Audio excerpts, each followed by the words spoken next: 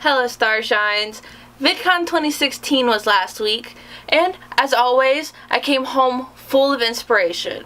So, what I've decided to do is something called VidCon Week. As this was the 7th annual VidCon, I decided to do 7 videos once a day for a week, started to be posted 7 days after I got home. So, what you may be asking is, Tiffany, VidCon ended on a Saturday. Did you get to stay an extra day and have so much fun at Disney with a lot of other cool people and have lots of fun? No, I didn't. I got stuck in 30 hours of hell. So, I arrived to VidCon on Wednesday, had fun Wednesday, Thursday, Friday, and Saturday, and started to travel home on Sunday, which is where we will start this VidCon week. Now, I decided to check out at 6 a.m. on Sunday, even though my shuttle didn't arrive till 7:25. Now the reason I did this was because I'd had troubles with my hotels, which we'll discuss in a later video during VidCon week. And I thought, hey, I'll get a jump on things just in case anything goes wrong. And which turned out to be a good thing because my shuttle arrived half an hour early. Luckily, I was ready to go and get on the shuttle and head to the airport. And you know what? I was thinking that had to be the most unexpected thing to happen on this travel day.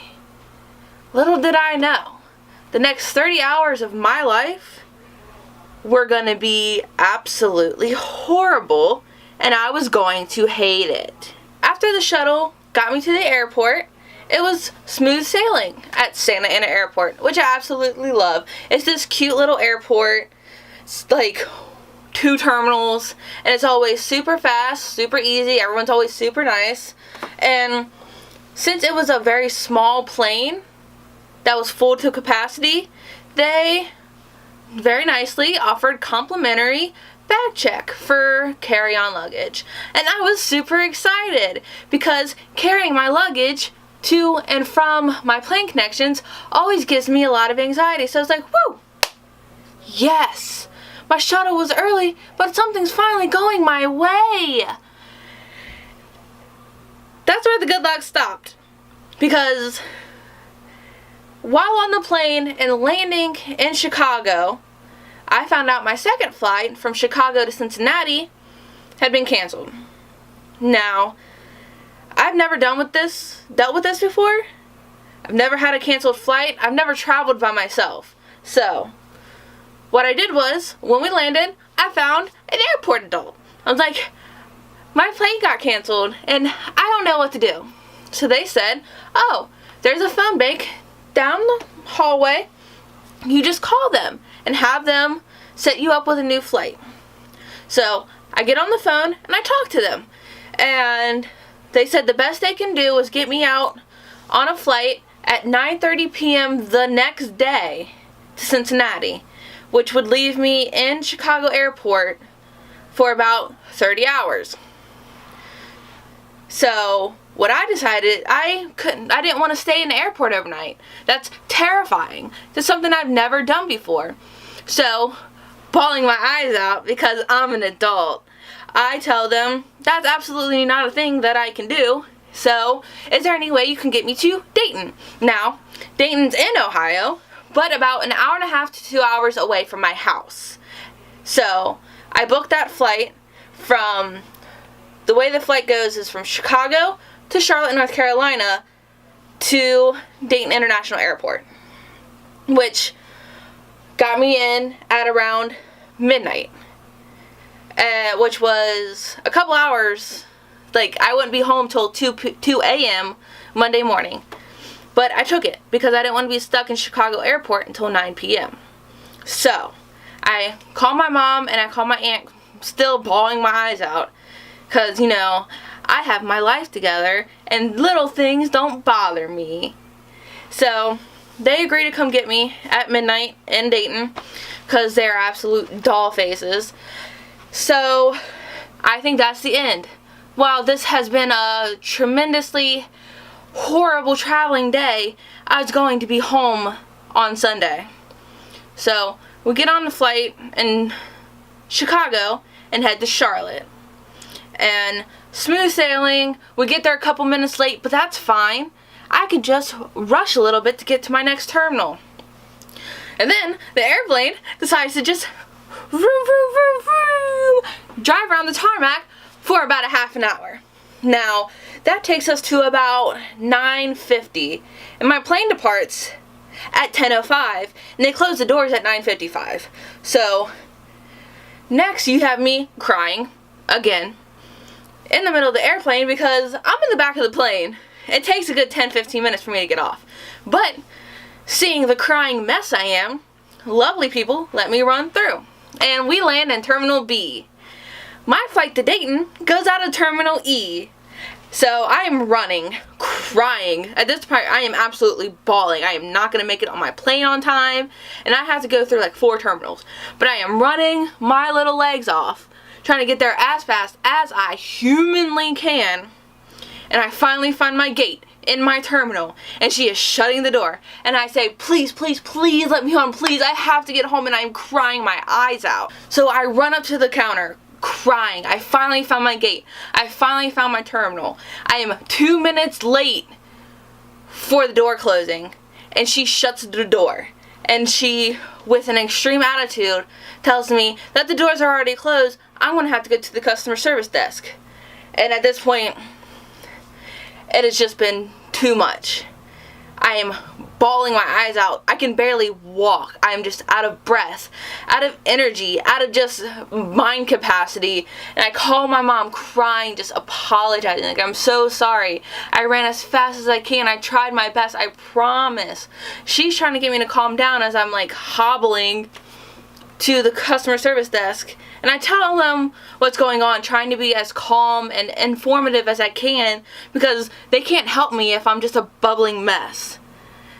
And when I finally get calm enough to tell them what happened, they are pissed. Apparently the flight I was meant to be on was delayed 15 minutes. So, doing the math, the door should still be open. But they closed the doors anyway, even though the flight was delayed. And once the doors are closed, there's nothing they can do. Now, while the people at the desk were so nice, and they were trying as best as they can to do something, they couldn't. I was stuck in the airport overnight. So, cue more crying and just absolute blubbering and not knowing what the F to do. My mom and my aunt were even contemplating driving like the 13-hour drive to North Carolina to come pick me up. But that would have been a waste of time because the next flight they were putting me on left at 7:30 in the morning. Now, I spent all my money at VidCon. I had maybe $20 to my name. And they said because of the reason I missed the flight, they could only give me a discount hotel. I couldn't pay for a hotel. So, crying, I resigned myself to sleeping in the airport. And, shout out to the wonderful woman working at a random pizza place who saw me in distress. And I went over to buy a soda and she just gave it to me, which was really nice. And I really appreciate your kindness in my moment of panic. And she told me that I would be perfectly fine. People sleep in the airport all the time. There is nothing to be worried about. So, I'm sleeping in the airport. And fast forward, a lot of other horrible, weird things happen. Like, I get lost and they kick me out of the airport. And I have to... So, I end up sleeping at the baggage claim, freezing. Because even though it's June, it's like 40 degrees in the airport. Now it's morning, vomiting, sick, tired because I didn't sleep all night. I've been up since 6 o'clock the morning before. I finally get on the plane. Fly the plane. Well, I don't fly the plane. The pilot flies the plane. They were all really nice. It's not their fault. I finally land and I reach my mom and I hug her and she's crying. She always cries. That's why she's never with me when I go to the airport. But she's always there to pick me up because she misses me. I'm the best. Ding. Anyway, I hug my aunt. They come to pick me up. I got my bags checked in California. They It could be literally anywhere in America. They're having a fun road trip without me because I was stuck in the airport. So, I finally find a CVG airport adult to tell me where can I possibly find where my baggage went. They say, there's a desk over in the corner of baggage claim. You take the ticket you were given, and they'll find your bag for you. So me, my mom, and my aunt walk over to that desk. Now, you've only heard my part of this story. My mom's part of the story has a lot more anger. She was done. She was done with everything that we had to go through in order to get me home. So when we walk up to the desk and no one is there, she was done. She was about to just handle everyone. She's about to take care of it. No one was at the thing. So we go upstairs to the ticketing booth, because that's apparently the only other place any customer service American airline people are. And the person who was supposed to be working there just hadn't moseyed in yet. They wouldn't be there till 10:30, and it was 8:30, and it's already been 30 hours. I didn't want to wait till 10:30. Luckily, another American airline person came and saved the day and tried to find my bags. They turned out, while I had ran my little heart out but didn't make it onto the plane to Dayton, my baggage did. So they were in Dayton. They gave me that little paper, and you're supposed to track your thing, but it never showed up on tracking. Luckily, it showed up around 8 o'clock, and this really nice man brought it to the door. We're like, yes, and I cuddled it, and I was like, I missed you, bag. Yeah. I was finally home Monday afternoon, and I was supposed to be home Sunday evening. So, yeah. Getting home from VidCon was hard. That was an incredibly way too long story of why this videos and VidCon week is starting on a Monday. Because that's how long it took me to get home. So, thank you guys for watching. Sorry this video is entirely too long, but it's interesting, I hope.